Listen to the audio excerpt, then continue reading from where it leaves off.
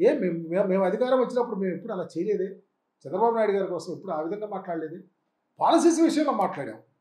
Policy విషయంలో మాట్లాడండి. అధికారాన్ని మీరు వినియోగించుకోండి. ప్రజలకు ఉపయోగపడే విషయంలో ఛాలెంజింగ్గా తీసుకుని చేయండి. కానీ లేనిపోయిన తప్పుడు ఆలోచనలు, తప్పుడు మాటలు వచ్చి మీడియాలో చెప్పి ప్రజలను ప్రక్కదోవ పట్టించారు. జగన్మోహన్ రెడ్డి గారిని మీరు బురద జల్లాలని చూస్తే అది తప్పు అవుతుంది.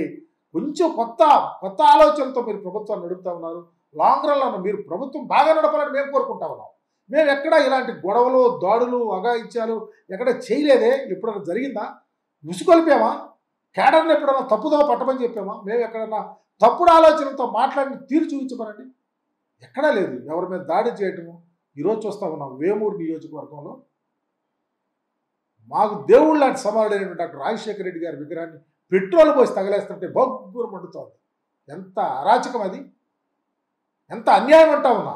ఎవరు చేసినా చివరికి ఎవరన్నా తీస్తుంటే వీడియో తీస్తుంటే చంపేస్తాను భయపెడతారా?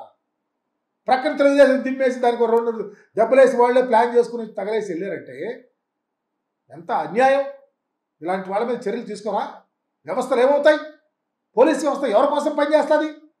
మేము ఎప్పుడన్నా అట్లా చేసామా?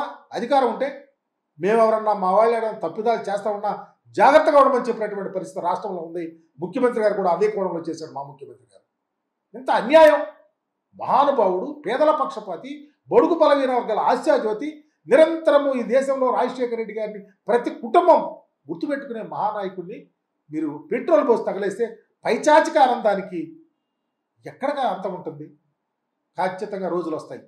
ప్రజలే తిరగబడే రోజులు వస్తాయి. డెఫినెట్గా రాజశేఖర రెడ్డి గారి విగ్రహాన్ని అగ్గిపెట్టారు చూడండి. అక్కడి నుంచే విప్లవం వస్తుంది. అక్కడి నుంచే ప్రజలు తిరుగుబాటు వస్తుంది. గమనించమని అడుగుతా ఉన్నా. నేను ఎప్పుడన్నా ఏ రోజన్నా ముఖ్యమంత్రి గారిని ఆలోచన ఒక్కసారి చంద్రబాబు నాయుడు గారు, పవన్ కళ్యాణ్ గారు, లోకేష్ బాబు గారు మీరు ఆలోచించాలా?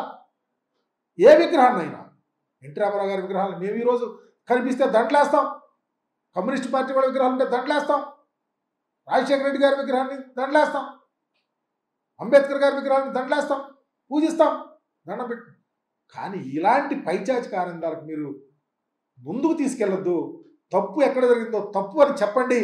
బహిరంగంగా ప్రెస్కి వచ్చి ఇలాంటి విషయాలు తప్పు చేస్తూ ఉన్నారు చేయొద్దని చెప్పండి. గొడవలు లేకుండా చక్కని పరిపాలన చేయండి. తప్పకుండా ప్రజలు మీకు మ్యాండేట్ ఇచ్చారు కాబట్టి మీరు ముఖ్యమంత్రి అయ్యారు, అలా పని చేయాలి. కానీ మీరు ఈ విధంగా విగ్రహాలు, దాడులో, ఇష్టం వచ్చిన కేసులో, వ్యవస్థను నీరుగార్చడమో, పోలీసు వ్యవస్థ చూసి గొడవ పడతా ఉంటే వదిలేసే తీరు చాలా బాధేస్తుంది. ఎటు వెళ్తుంది ప్రజాస్వామ్య వ్యవస్థ? అవకాశం ఎంతకాలం ఉంటుంది? మళ్ళీ ఎన్నికలు రావా? వస్తాయిగా. తప్పకుండా ప్రాయశ్చిత్తం అనుభవించాల్సింది. మహనీయుని విగ్రహం మీద ఎవరు అఘాయిత్యానికి పాల్పడ్డారో కఠినంగా వెంటనే ఎంక్వైరీ చేసి కేసు ఆల్రెడీ మా వాళ్ళు పెడతా ఉన్నారు. దాన్ని పరిగణలోకి తీసుకోండి. వారిని ఖచ్చితంగా వాళ్ళ శిక్ష పడే విధంగా అరెస్ట్ చేసి శిక్ష పడే విధంగా ఇస్తే ఎక్కడా పునరావృతం అవుతుంది. ఏ విగ్రహాన్ని కూడా మేమంటుంది మా దేవుడి విగ్రహమే కాదు, రాజశేఖర్ గారి విగ్రహం, ఏ విగ్రహానికి అలా జరగకూడదు. అలాంటి ఆపాలని నిజంగా చాలా బాధపడుతూ ఇలాంటి కార్యక్రమాలని అరికట్టాలని తెలియపరుస్తూ సెలవు తీసుకుంటాం.